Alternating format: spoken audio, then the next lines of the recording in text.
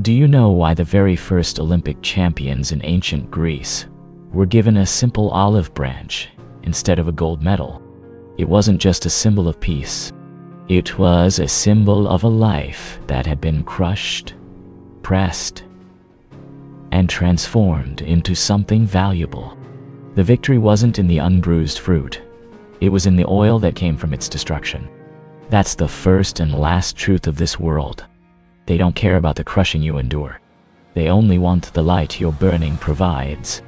I want you to imagine a graveyard, but not one for the dead. This is a quieter, more desolate place. It's the graveyard of attempts. It's where half-finished novels are buried under a thin layer of digital dust.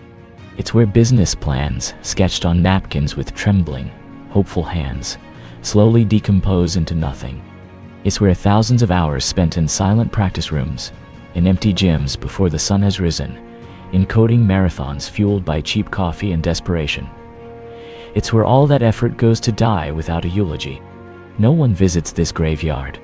No one lays flowers on these graves.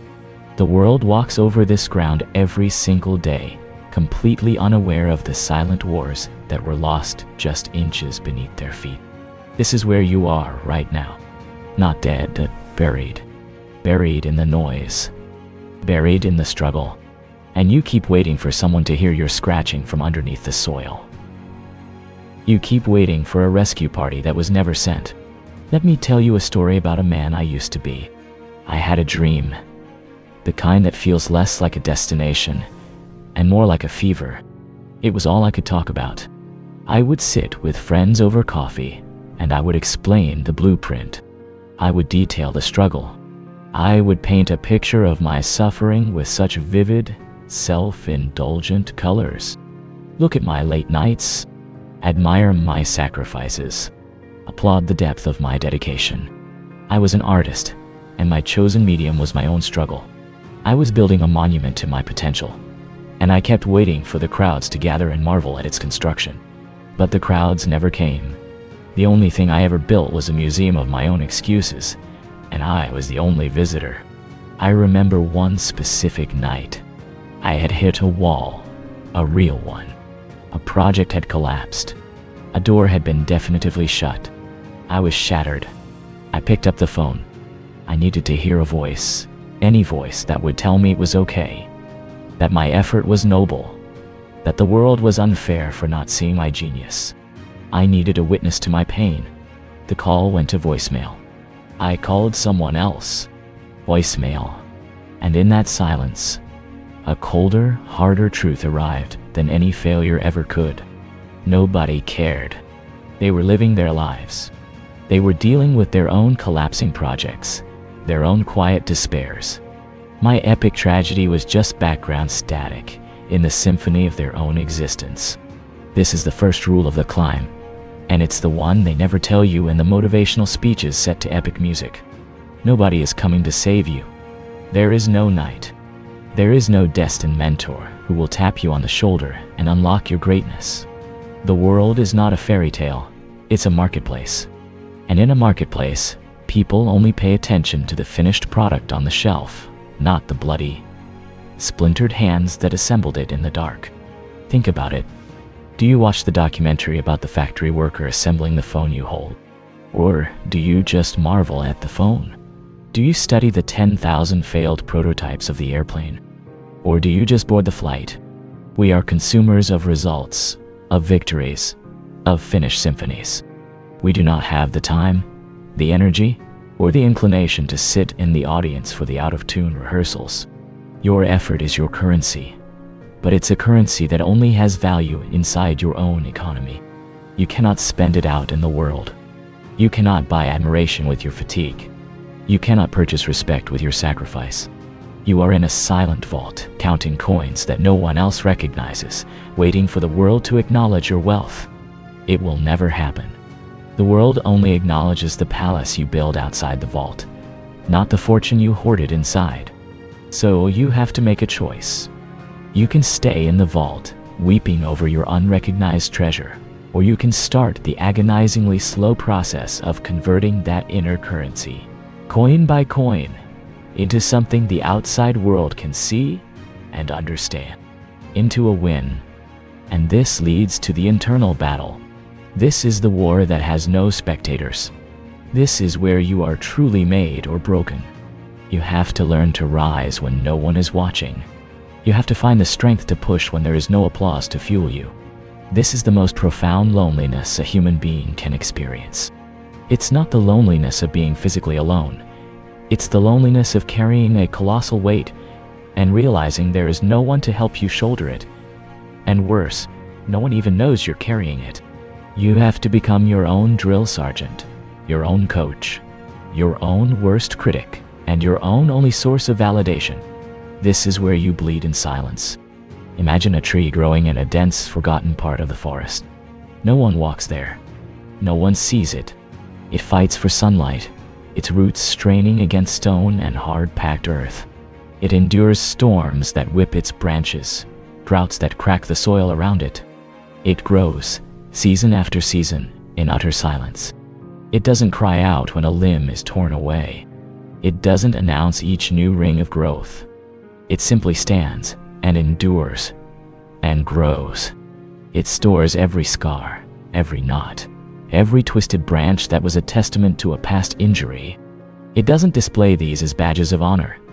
It simply incorporates them into its structure, making itself stronger, more resilient, more unique. This is what you must do.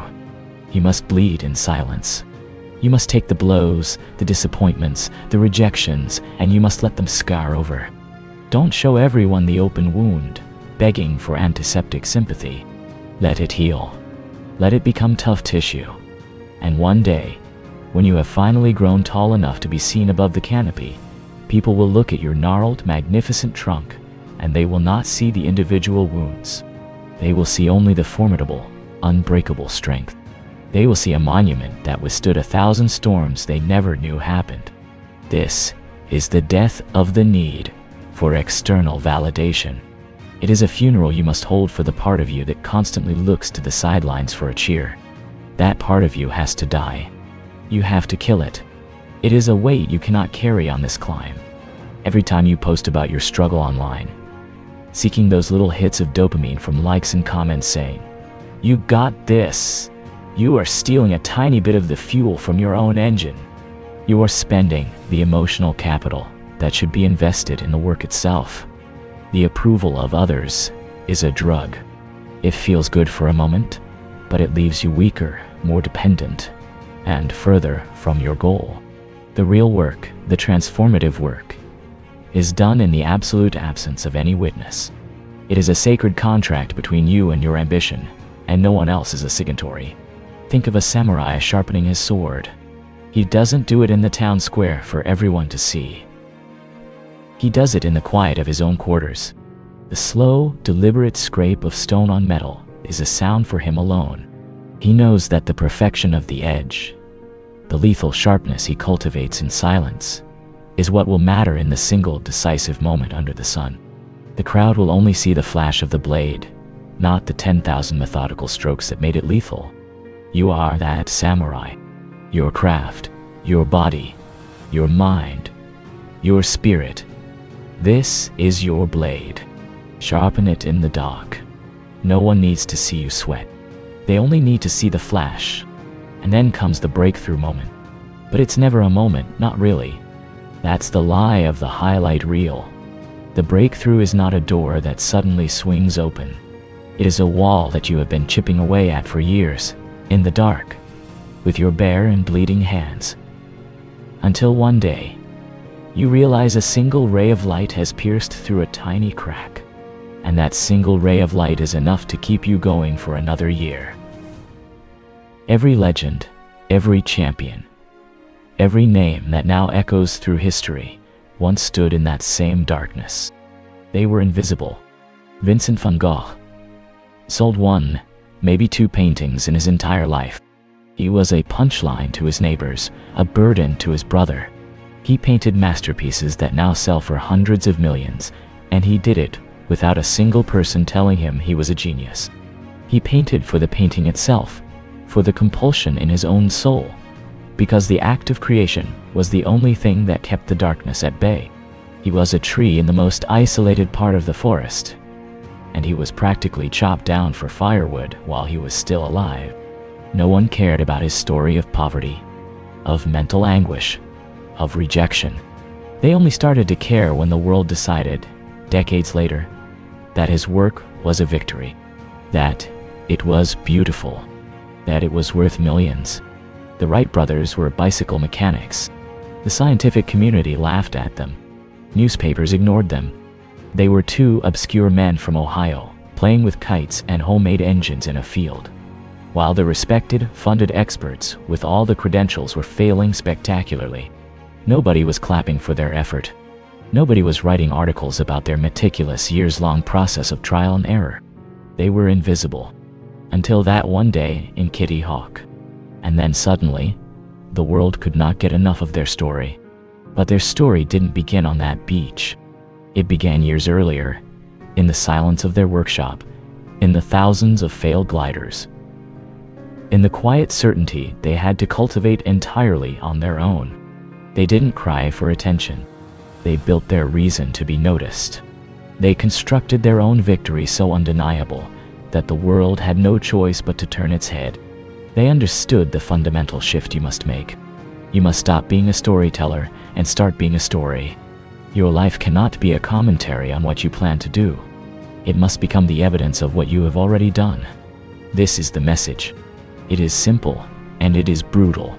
Stop chasing sympathy. Start chasing victory. Sympathy is a hollow calorie. It tastes sweet for a second, but provides no sustenance for the long journey. It is the food of the weak. Victory, real victory, is earned in starvation rations of validation. It is forged in the cold. You have to fall in love with the grind, not the idea of the glory. The glory is a fickle, fleeting thing. The grind is your constant companion. It is the weight in your hands every morning. It is the problem you are trying to solve. It is the skill you are trying to hone. You must learn to love the feeling of being stretched beyond your limits, of being exhausted, of being frustrated, because that feeling is the raw material of growth. Sympathy seeks to soothe that feeling. Victory is born from leaning into it.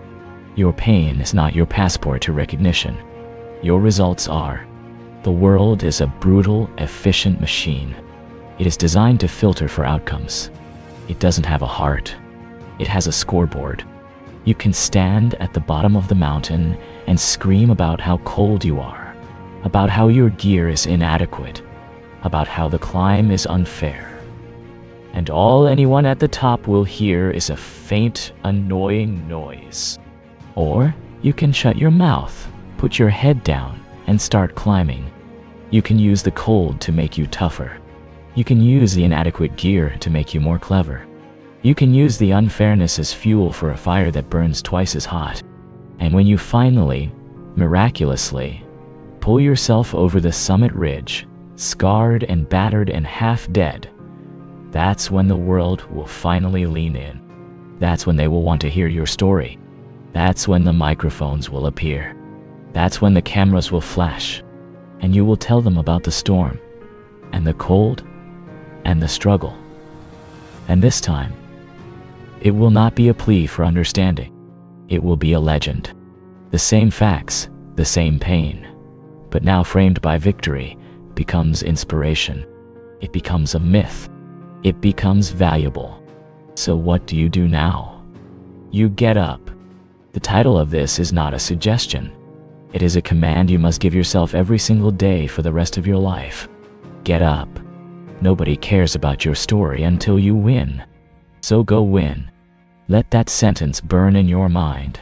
Let it be the ember that glows in your darkest moments. Let it extinguish the last vestiges of your self-pity. Your journey is not a performance for an audience. It is a pilgrimage you are making to a shrine you have not yet seen. The path is lonely. The path is hard. There are no signs, no cheering sections, no rest stops. But you have to trust the process of silence. You have to trust the alchemy of struggle. You have to believe, with a faith that defies all evidence, that the pressure you are under is not meant to crush you, but to create you. A diamond is just a piece of coal that handled pressure exceptionally well. No one admires coal. Everyone admires the diamond. The transformation happened in the depths, under immense weight, in total darkness. Your time in the dark is not wasted. It is essential. It is where you are being compressed, heated, and transformed into your most brilliant, unbreakable self. So embrace the silence. Stop telling people your plans. Stop showcasing your struggle. Let your actions be your only language. Let your results be your only spokesperson. One day, and that day will come if you persist, you will break through the surface. You will stand in the sun, and you will look back at the long, dark tunnel you crawled through, and you will understand why it had to be that way. The tunnel wasn't an obstacle to your light. It was the chamber that allowed your light to be focused into a laser. The world that ignored you will now turn to you. They will ask for your story, and you can tell it, not with the bitterness of someone who was overlooked, but with the quiet grace of someone who always knew what they were capable of. You can tell them about the graveyard of attempts and how you alone refused to be buried. You can tell them about the silent bleeding and how you learned to be your own surgeon. You can tell them about the invisible years and how they were the most important years of your life. But for now, there is no one to tell. There is only the work. There is only the climb. So get up. The world is waiting for a winner. Go give them one. Let your story be written not in words of complaint, but in the indelible ink of achievement. The first chapter begins now, in the quiet of this moment, with the simple, monumental decision to stop talking and start building. Get up. 3,700 words to tell you a simple truth. Now, go live it.